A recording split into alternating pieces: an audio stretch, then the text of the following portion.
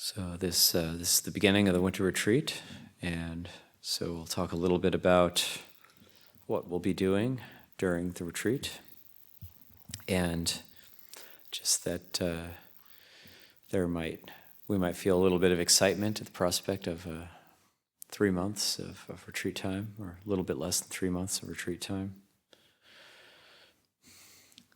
a little bit more than 11 weeks, since this is January 6th, and we'll be going till March 31st. And there'll be different phases of the retreat. We'll start out with 3 weeks of a full practice schedule, and then we'll open it up a little bit and have some solitary retreats, get in touch with solitude, what we think of as the retreats within the retreat, and doing study and practice. And I thought, for the kind of thinking of what should be the theme, we normally have a theme for our winter retreats. In the past, we've done things like Four Noble Truths, Eightfold Path, Satipatthana. And because we might have some Kruba Ajahn visits this year, I was thinking just getting back to traditional ways of practice. And when you hear Dhamma talks from disciples of Luang Por Chah, they're always talking about these traditional ways of practice and how things were done in the quote-unquote old days, and just how these practices are always relevant.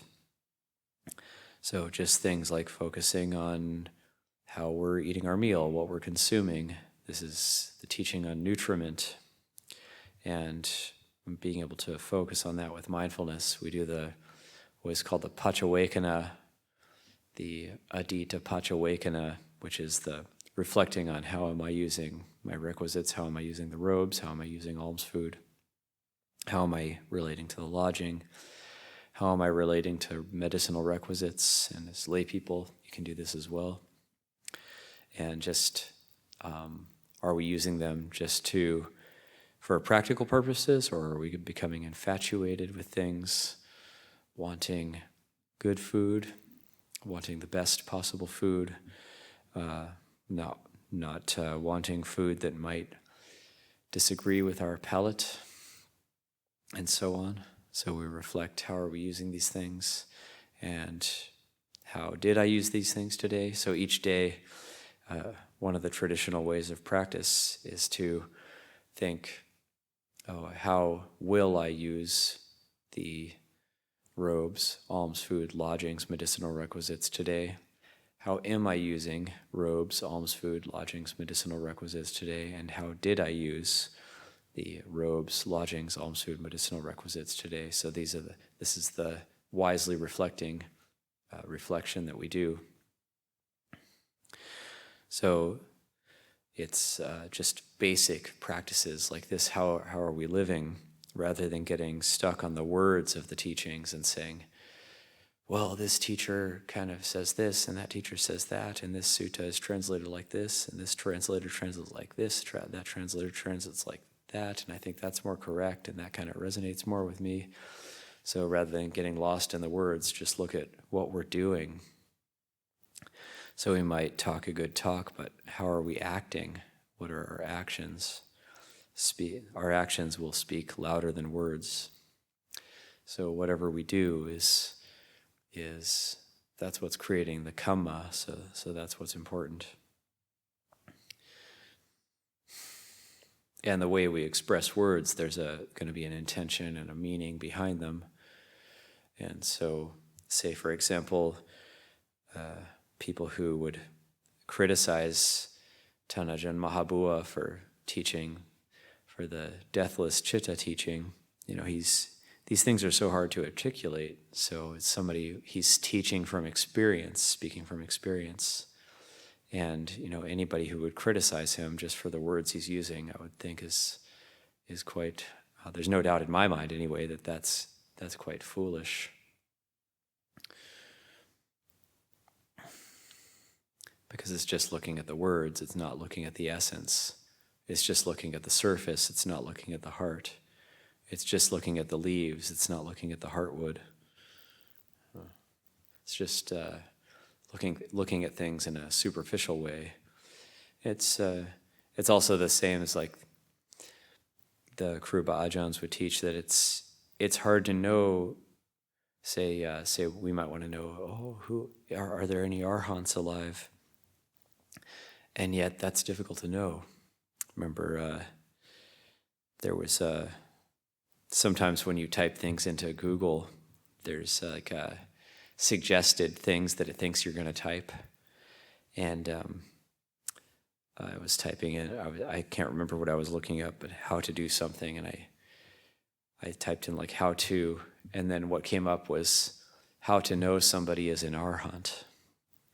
So enough people have searched for that on Google that came up as an auto-suggestion.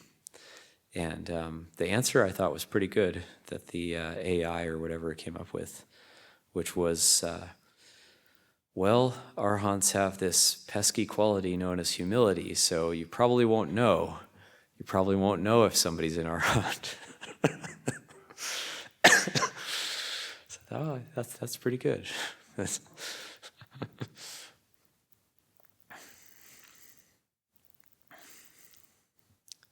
So because we tend to see things on the surface, we tend to see the personality, and it's like Lumpur Sumedho constantly teaches that the personality isn't what gets enlightened. It's something much deeper than that. The personality will stay there until our death anyway, till the death of the body, and the personality will be there, and the ingrained character will be there. Even the kind of mannerisms and habits which we might find irritating or off-putting, those would still be there for an arhat, or even ways of speaking. So like Ajahn Jayasaro has this teaching that I know I've heard him say it a few times, like an inarticulate, ignorant being becomes an inarticulate arhat. So it's not that the manner will change very much, although the manner will change, I think, but it takes living with someone for a while to notice, oh, this person's actually not suffering. And it takes, like people would have to live with Lumpur Cha for a while to see, oh, he's actually not suffering. There's actually not even the slightest trace of suffering there. But it's hard to see because we're blinded by our own way of seeing things, by our biases. This is called in Pali agati. We're blinded by our biases. And so we're not actually seeing people where they're at. We're seeing people where we're at. So we're not seeing people where they're at. We're seeing people where we're at. And that's the lens through which we're seeing everybody. And ourselves, that's the lens that we're seeing ourselves through. So the vision isn't purified, and the knowledge and vision of things as they are hasn't arisen yet. That's the yata bhuta jnana dasanang. That's only through the practice. So another traditional approach that these ajahns tend to use is sila samadhi panya, that the sila, the precepts, the virtue is the foundation. And it's absolutely indispensable. So there's this really strong focus on sila. So even for us more senior monks, we need to focus on this. I was reviewing this talk by Lumpur Kun this morning. He's one of the Kruba Ajahns who might visit us this year, later in June. And this is a talk I was at Chithurst, a few days before Visakha Puja, back in May 22nd, and in his talk he's talking just sila samadhi panya and these traditional ways of speaking, and he used the analogy of a boat. So as we know in the suttas, there's the analogy of the raft. The raft is to cross the flood of desire, the flood of ignorance. And the raft is the Noble Eightfold Path. But then Lumpur Kun said, using the analogy of, say, a boat, having to build ourselves a boat to cross the flood.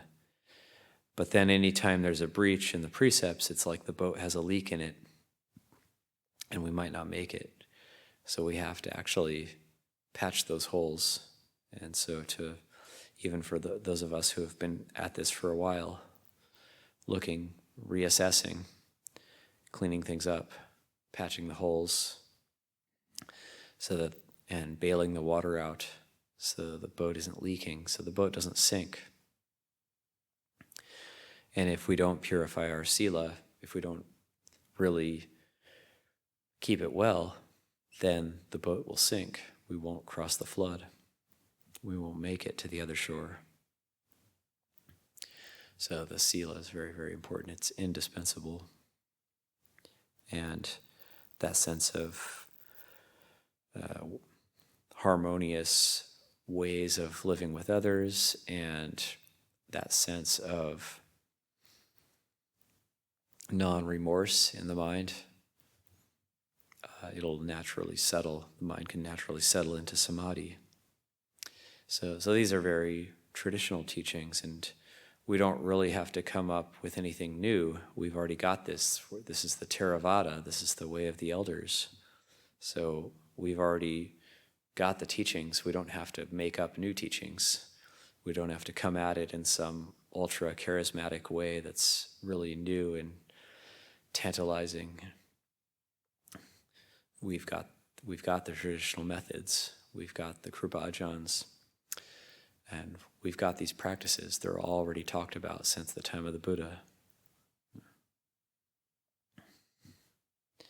And we don't have to understand them in some new way, because the understanding already came about from the teachers that we know, Ajahn Mun, Ajahn Chah, and so on, Ajahn Liam, Ajahn Sumedho, Ajahn Pasano, Ajahn Amaro, all of our teachers. So that the understanding isn't new. We don't have to come to some sort of new understanding. If the understanding is new and better, then be careful. Be careful, that's a danger. If there's some sort of new understanding that nobody's ever had before, be careful. That's seductive, yes. But I think it's not correct. What's correct is to compare the understanding with those who have come before.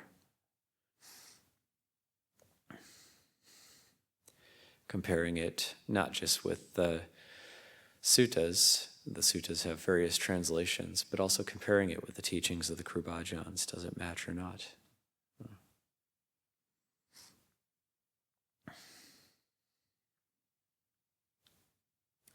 So, having taken dependence, the monastic community's taken dependence, and really we all depend on each other. That's the final chant is Ajatage Dani Tero Maihang Baro Ahampi Tero Sabaro, which means the elder is my burden and I am the burden of the elder. So really we all depend on each other. It is a beautiful ceremony to take dependence on myself as the current senior monk present, being currently the most senior monk in the room. That is a very beautiful gesture. But it doesn't mean that I can just tell everybody what to do. So we all depend on each other.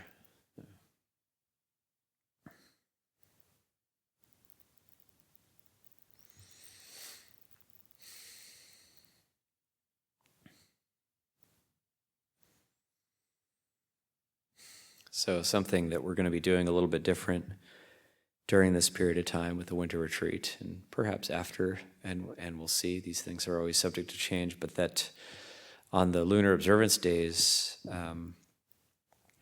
we won't be giving talks, but we'll be playing kind of a longer reading having to do with the collected works of Ajahn Chah. At least we'll be doing that at first, so that on the lunar observance days, we won't be live streaming, but we'll just be listening to a talk with commentary, and then we'll still be giving live stream Dhamma talks live on the Saturday nights. So that also simplifies things for us. Us monks who are more senior can get down to focusing on our own practice, going inward a little bit more, and enjoying listening to teachings rather than always giving teachings. And then on the normal days that aren't say if it's not the Saturday, the lunar observance day, or the day after the observance day, then there will be a daily schedule which will be posted, and there will be readings at 6 p.m. Tea time is going to be a bit early. Tea time will be 5 p.m. And then a reading, about a half-hour reading at 6 with some opportunity for Dhamma discussion, and after that going into evening puja. So that'll be the schedule that will follow for 3 weeks. That'll be posted.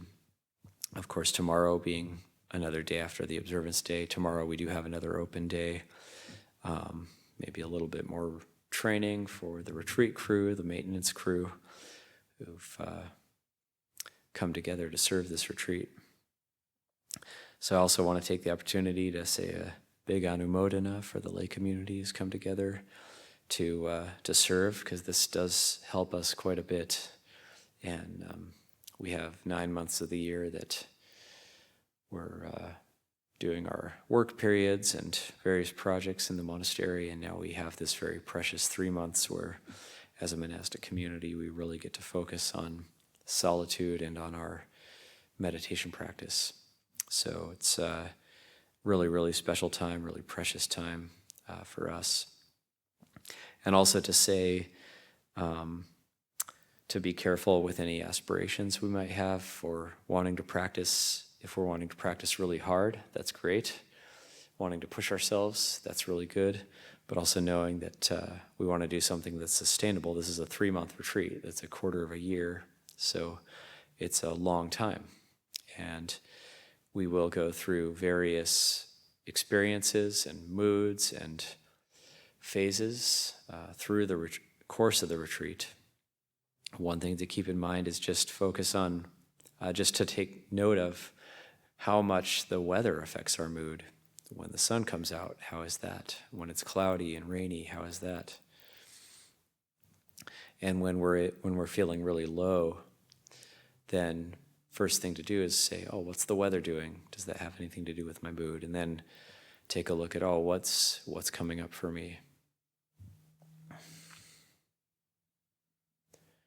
So it's more like a marathon rather than a sprint.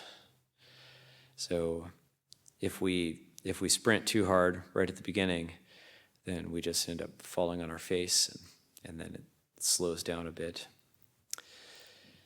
And we're following noble silence, so that doesn't mean no talking, but it just means talking when necessary. This is a great gift. This is a great gift to ourselves and others, just to not have to really cultivate the personality so much, not have to talk about anything super interesting or amazing, but just that, again, that nurturing the ability to go inward.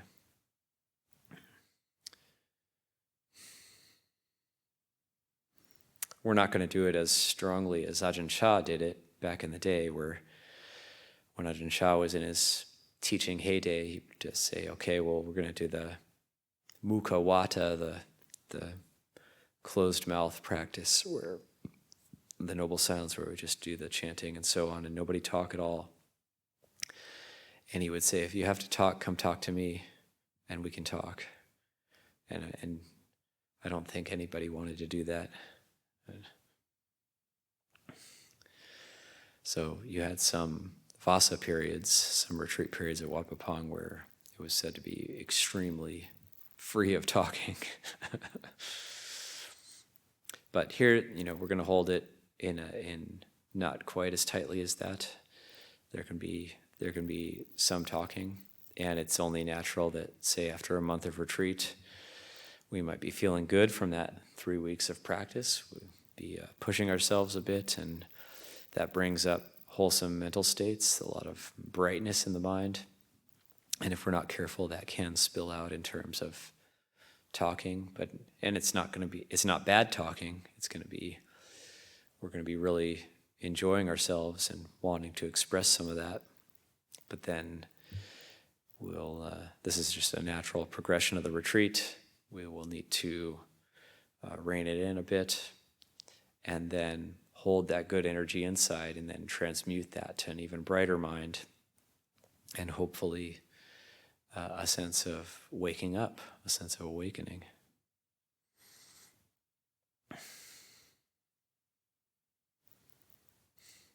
And another traditional teaching is that we want to practice carefully. This is very common advice from the Kruba Ajahns, is to dong ramat rawang. You have to patipat doi ramat rawang, practice with carefulness.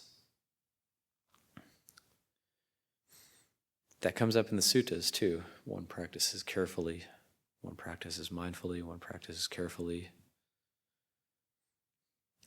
Just to look carefully at what we're doing and not get too lost, say if we're in a very good mood, to not get too lost in that, but to look at it with a sense of great sobriety. Because what we're looking at with the Four Noble Truths and the letting go of desire is a very intense form of sobriety. We're looking at the roots of addiction, the roots of craving.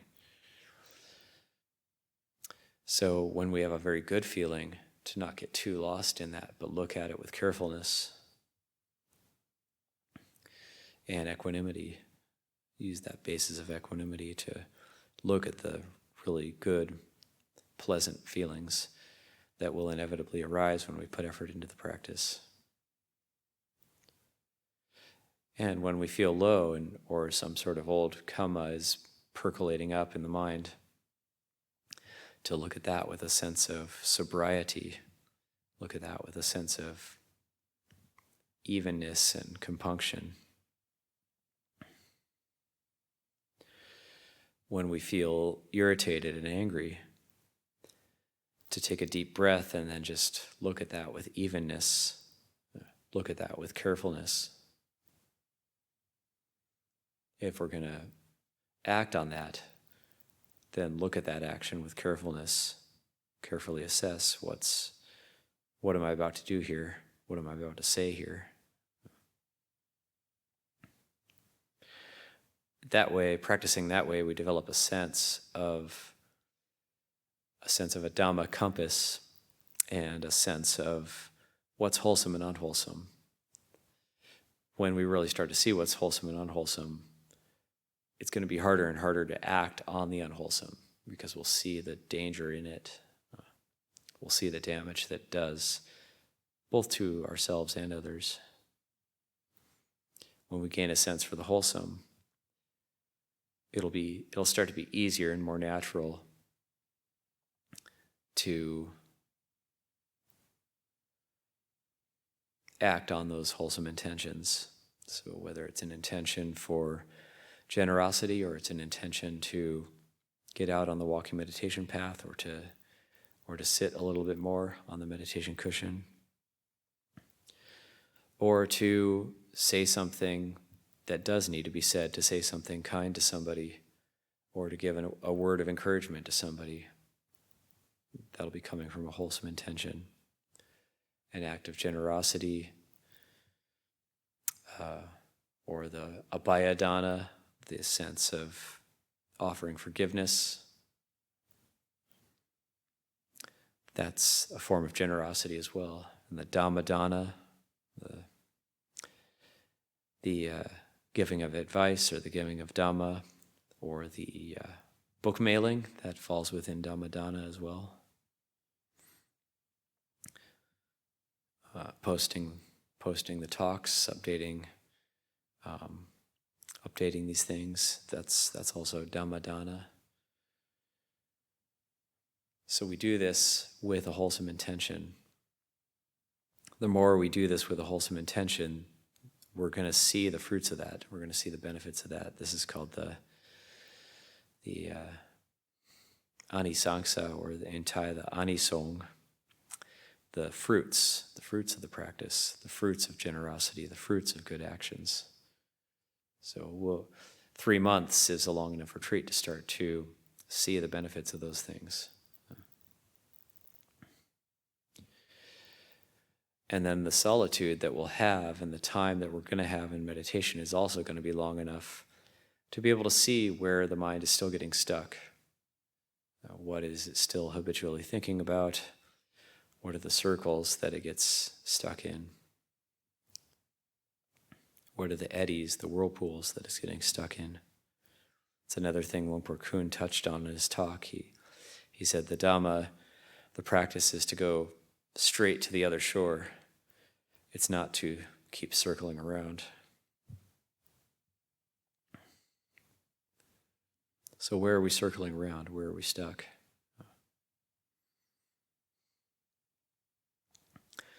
I've been using the simile of having to deal with karmic baggage quite a bit, but could maybe change that a little bit, because it's not always like baggage. Sometimes maybe a better image would be sludge, like the sludge of the defilements, the sludge of the kilesa. And we're just kind of carrying this bag of sludge around. Or it's like there's a kind of toxic sludge that's built up around the heart and stuck to the heart. And we need to immerse the heart in the practice, in the strong medicine of the practice, to really dissolve it and break it up. And when that happens, if the kind of caked on sludge on the heart, parts of it start to come off, then the parts that get exposed are going to be very, very raw. And so there might be a sense of vulnerability. There might be a sense of feeling dis-ease for a bit. But that's also part of the healing process, part of the purification, the cleaning process. So we're cleaning things out. We still will be engaged in things like chores, so we're not going to be meditating all the time. And using those chores, using every activity of the day for the practice. So when we're cleaning, then cleaning every corner, getting really intent on the cleaning, that has a strong effect on the mind. However we clean our dwelling place, and however we clean the meditation hall or the kitchen, or the dining hall, try to find those places which don't normally get cleaned. Go behind the shrine, go into the corners, behind and under the counters. So, and then get all the muck out of those places. So that's what we want to do in the mind. With the coarser defilements, the greed, hatred, delusion, that's just like taking the mop, mopping the floor. But then we've got all these the more refined greed, hatred, and delusion stuck in the corners of the mind. So that's where you really need to get down on your hands and knees and scrub the corners that don't normally get scrubbed.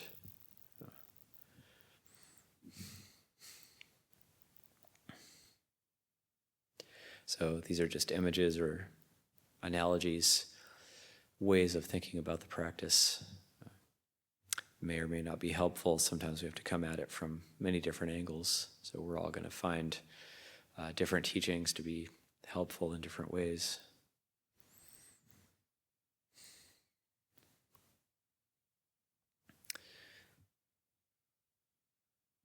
Keeping the mind with the present moment. That's the mindfulness. Present moment awareness. That's the clear awareness, the sampajanya. So sati and sampajanya, that's another traditional teaching that's going to come up over and over again. The sati is actually just a sense of remembering what's correct, what's Dhamma. What does the Dhamma say to do in this particular moment? What does the Dhamma say is correct in this particular moment? What does the Dhamma Vinaya say is correct in this or that particular moment? So that's just that sense of remembrance, and that's always linked with effort. That's linked with right effort. that upright effort, just to remember what's appropriate according to Dhamma in this moment. And then that sati gets linked with sampajanya. So the Dhamma will say, well, what's appropriate in this moment is to establish a sense of awareness. So there has to be that effort and the remembrance. That's the establishing of the mindfulness. And then the clear awareness itself, the sampajanya, or clear knowing itself. And how is that defined?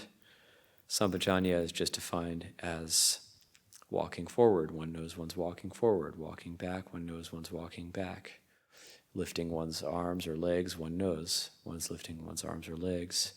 Speaking, one knows one is speaking. Keeping silent, one knows one is keeping silent.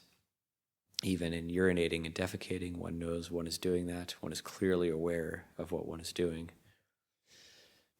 So that sense of non-distraction, that's what sampajanya is pointing toward. Eating, one knows one's eating. Chewing, one knows one's chewing. Swallowing, one knows one is swallowing. It's not that we have to think eating, eating, eating, chewing, chewing, chewing, swallowing, swallowing, swallowing. But that just, there's that clear knowing of what we're doing in any given moment. It doesn't have to be verbalized. We don't have to remind ourselves what we're doing, or we don't have to label what we're doing even. But there's just that clear awareness of what we're doing in the moment. So to further understand this, we can also think, okay, well, what is the opposite of that? The opposite of that is, say we're walking and we're not aware that we're walking. We might run into a wall, or we might run into a door, or we might trip over something. So if we're walking and we're not aware that we're walking, and the mind is thinking of all sorts of other things other than just being aware of the walking, which on the surface can be boring, and that's why the mind wants to jump around here and there. But it is the way of peace. It's the way that the mind becomes strong. When the mind is jumping around all over the place, it doesn't actually become stronger from that, it becomes weaker. And when the mind is just quiet and still and settled in a very natural way, not in a forced way, so it becomes settled in a natural way through it takes time. Repressing the mind or forcing it down doesn't settle it. It's just gonna spurt out in various ways. The mind will rebel to that kind of practice. So, but with that effort and that establishment of mindfulness, the mind can naturally settle. The heart can naturally settle. And Luang Cha would use the analogy of a little bird in the hand. That's how we have to meditate. That's how we have to hold the mind. That if we just don't try to control it at all, we just let it do what it's going to do. It's like opening the hand and the bird, i.e. the mind, is just going to fly away. It'll flitter away here and there. And then if we hold it too tightly and we clamp down and try to keep it exactly in the same place without moving at all, we just crush the little bird. So the mind gets crushed and it's too tense, it just dies. So we hold the hand just loose enough, just so that little bird can kind of move around a bit and it's comfortable. It can move around a bit. It's trying to get out of the fingers. It'll poke its beak through our fingers. But eventually it'll just settle down and take a rest. So eventually the mind can just settle down and take a rest. But it can happen in a very natural way. That's something that's sustainable. We could also think about it as just water settling.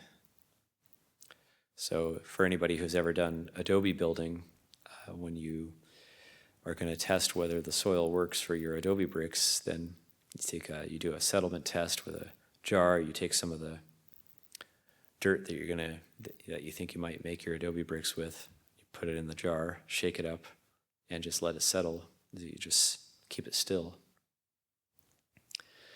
First, the sand is going to settle on the bottom, and all the different layers are going to stratify. So there's going to be sand. That'll settle pretty quickly. Then there's going to be a layer of, say, silt, or like a kind of a little bit finer sand particles. That's going to be the next layer. Then there's going to be finer, like soil particles. That takes quite a bit longer to settle. The water will still be, it'll be a little bit more clear, but it's still going to be murky. It might take a couple days. And after about 3 days, the very finest particles have finally settled, because that jar has just been sitting there. So it might take about 3 days for the finest clay particles to settle on the top. And then we can take those percentages and see what percentage of each particle type there is in that mixture. But if at any point in that process we take the jar and we shake it up again, we're going to have to wait for it to settle all over again. So that's another way of thinking about it.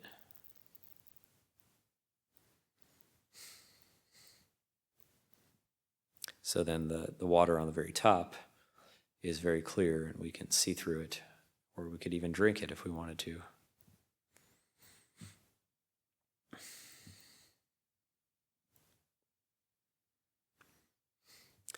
There's many other teachings which we will get into, because in listening to and reading teachings from the forest Ajahns, then we're going to be exposed to all of these things: the metta practice, compassion, the mindfulness of the body. That is just a really big traditional teaching, really emphasized by the likes of Longpo Mun, and so on, down to the present. So for myself, I'm quite looking forward to slowing down, settling down a bit, being on retreat, and being with a nice-sized community, a manageable-sized community. I'm looking forward to sharing Dhamma, having Dhamma discussions, and just we've all got strong bonds here in the community. We've been living together, and so yeah, just looking forward to practicing together, spending more time together, and I'll just leave that as a few thoughts for this evening.